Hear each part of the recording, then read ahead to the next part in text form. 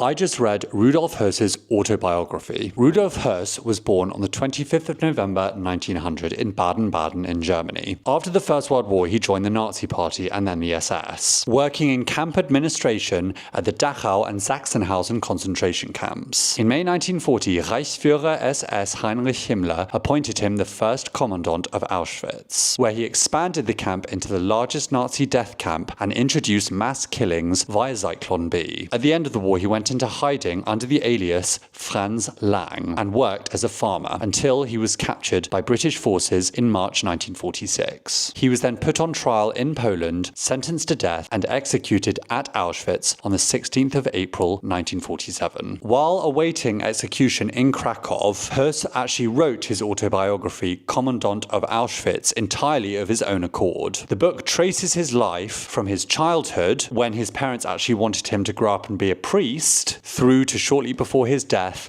at 47 years old. Now, this edition, which is the Phoenix Press edition, opens with an introduction by the Italian Auschwitz survivor Primo Levi. Now, Primo Levi says of the autobiography that it is filled with evil, and this evil is narrated with a disturbing bureaucratic obtuseness. It has no literary quality, and reading it is agony. Furthermore, despite his efforts of defending himself, the author comes across as what he is: a coarse, stupid, arrogant, long-winded scoundrel who sometimes blatantly lies. So, Höss presents himself as this obedient functionary attempting to rationalize his role with bureaucratic detachment rather than moral reflection. It's quite striking for its cold and cynical descriptions of mass murder. Höss even complains that when tasked with building Auschwitz in 1940, the SS men sent to him were incompetent and idiotic, and that these SS men insisted on brutal treatment of the prisoners, even though Höss